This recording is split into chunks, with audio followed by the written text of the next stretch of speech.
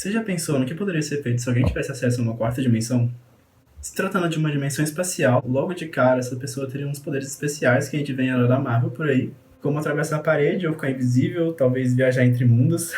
Mas por que e como seria possível existir isso no nosso mundo? Enfim, deixa o like aí e se inscreve no canal que o assunto de hoje é bem interessante.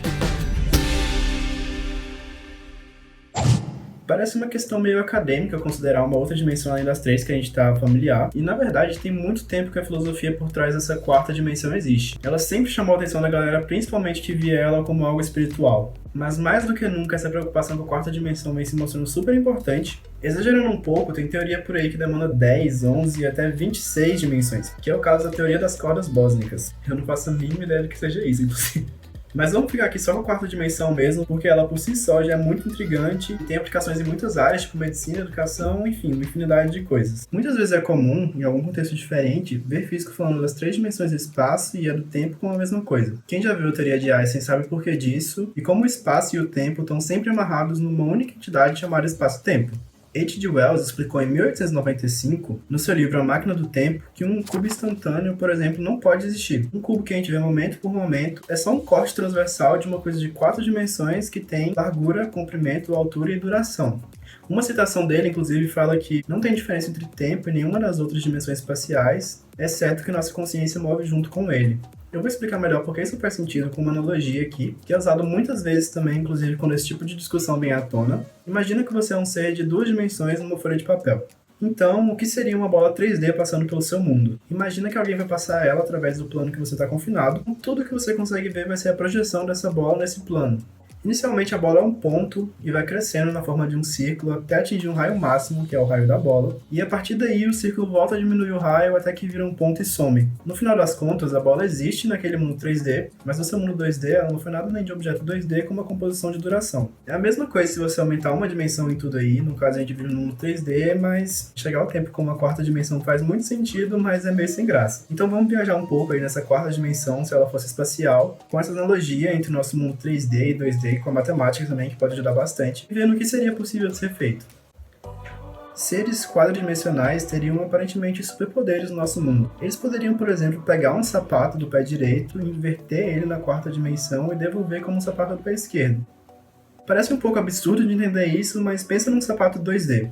A gente, que tem acesso facilmente à terceira dimensão, poderia pegar ele, levantar numa terceira dimensão, girar e devolver no plano com orientação invertida. Os seres 2D ali jamais vão ter entendido o que aconteceu, mas pra gente, com a ajuda dessa outra dimensão, é bem óbvio. A princípio, um C4D poderia inverter uma pessoa inteira na quarta dimensão. Em outro livro do H.G. Wells, inclusive, ele traz a história de um professor que desaparece por 9 dias e quando ele volta ele está todo invertido. E é uma imagem totalmente espelhada do que ele era antes. Não seria uma coisa boa de se acontecer, acho que se isso acontecesse com alguém a pessoa ia morrer em questão de milissegundos, dado que diversas moléculas do corpo humano têm orientação específica ali, como o próprio DNA, que é uma hélice dupla que sempre torce como um parafuso destro. Um cara quadridimensional também seria capaz de enxergar não apenas o que está fora de alguma coisa, de um objeto, mas também como tudo que está dentro dele. Não porque ele tem uma visão raio-x ou coisa assim, mas vamos entender isso de novo comparando com o caso 2D. Imagina que tem algum objeto ali no plano dos seres 2D, então você pega e desenha um círculo ao redor dele. Quem tá naquele mundo ali não consegue mais ver o objeto, muito menos pegar ele, mas pra você não é um problema tão difícil ainda, porque você consegue ver a borda, mas isso nunca te impediu de ver dentro do círculo. E também, com certeza, não é problema nenhum pegar o que tá dentro dele. Da mesma forma, desfazer nó, deslinkar uma corrente, seriam tarefas fáceis, levantando ele pra outra dimensão e trazendo de volta.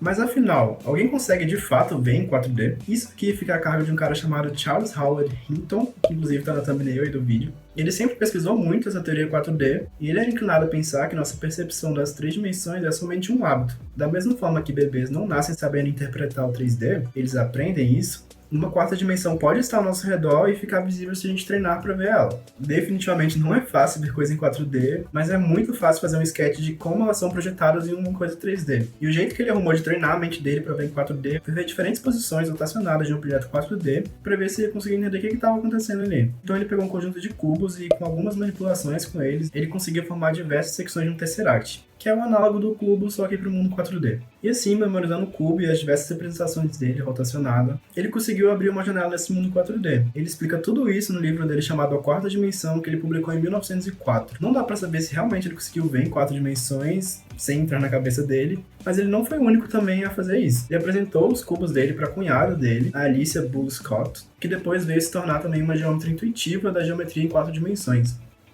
A questão também é se de fato as pessoas conseguem desenvolver uma habilidade de enxergar coisas quadridimensionais ou só a habilidade de entender e desenvolver a geometria com dimensões superiores.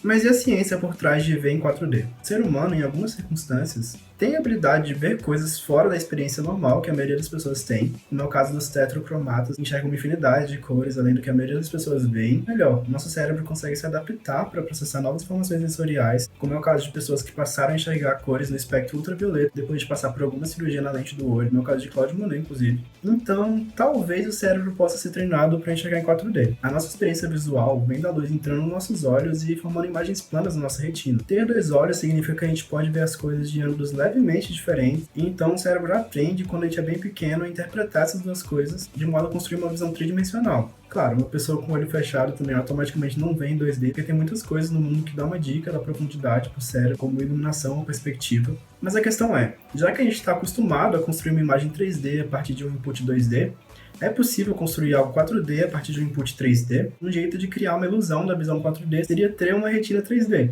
construindo diversas camadas e em cada camada tem uma imagem de uma seção de um objeto 3D. O resultado não seria uma visão 4D de fato, mas mais ou menos a visão que a gente teria se a gente visse o mundo 3D de cima a partir de uma 4ª dimensão.